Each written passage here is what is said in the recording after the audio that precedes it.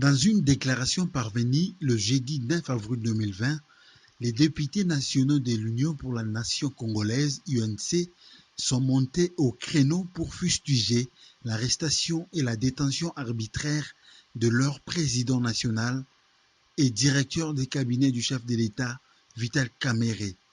Pour eux, c'est une humiliation dont a subi leur leader.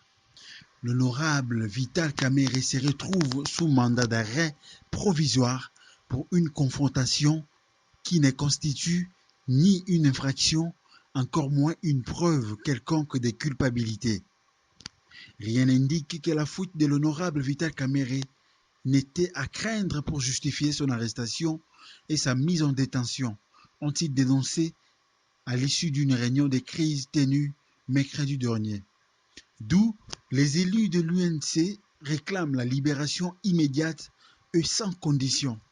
Ils fustigent aussi l'attitude de certains médias qui diffusent les informations selon lesquelles Vital Kamerhe serait inculpé pour détournement des deniers publics. Ceci est totalement faux et constitue une atteinte à la dignité et à la personnalité de l'honorable Vital Kamerhe, directeur de cabinet du président de la République, chef de l'État, ont-ils fait savoir. À tous les militants de l'UNC et à leurs électeurs, ils leur demandent de rester mobilisés et vigilants en attendant les grandes décisions du parti.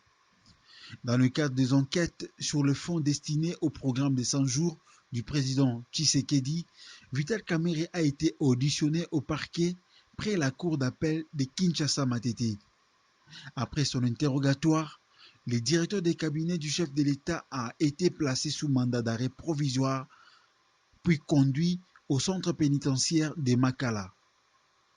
Pour rappel, Vital Kamerhe, directeur des cabinets du président Félix Tshisekedi et président du parti UNC, a été placé sous mandat d'arrêt provisoire le mercredi 8 avril. Il a été conduit à la prison centrale de Makala. Cette décision a été prise après son audition par le parquet général près la cour d'appel de Kinshasa-Matete. C'était à partir des 13 heures que le procureur général l'auditionnait en rapport avec les enquêtes judiciaires sur le programme d'urgence des 100 jours du président Félix Tshisekedi. Le parquet cherche à obtenir de lui notamment les renseignements sur son rôle dans la passation des marchés, la procédure, le décaissement des fonds affectés aux travaux de saute-mouton et logements sociaux.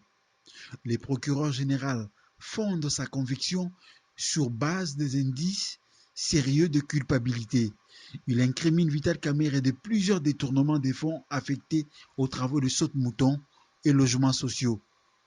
Après regroupement des dossiers et éléments de diverses parties impliquées dans ces programmes.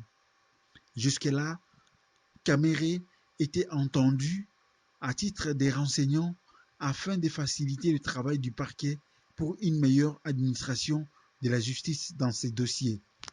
L'audition a pris fin vers 17h40, mais le directeur de cabinet de Tshisekedi ne quitte pas le parquet.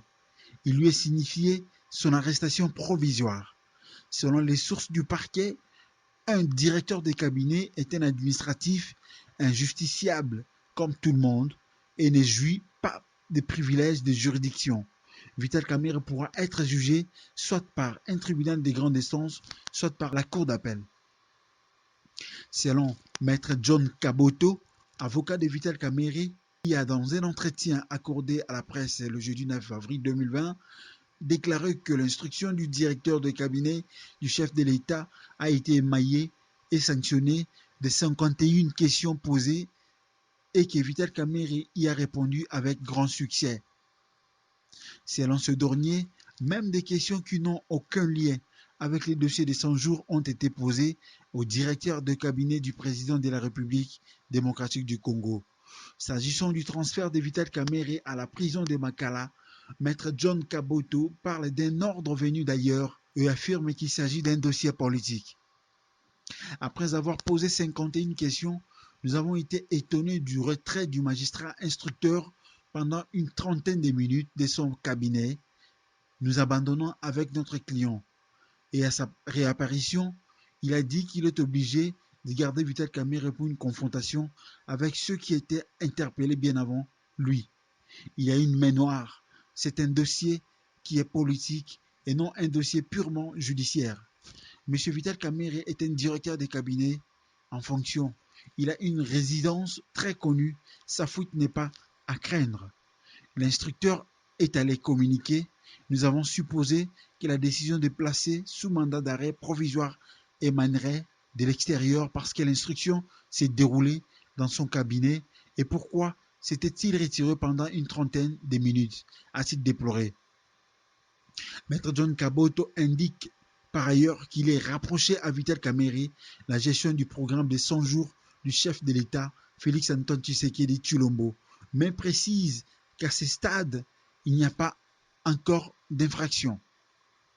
Notre client joue de la présomption d'innocence parce que nous ne sommes pas au tribunal pour que nous soyons en face d'une décision de justice l'incriminant d'une manière ou d'une autre. Nous sommes dans la phase d'instruction, a fait savoir Maître John Kaboto. Il a, dans la foulée, annoncé que la défense du président de l'Union pour la nation congolaise s'organise pour intervenir en chambre de conseil, dossier à suivre.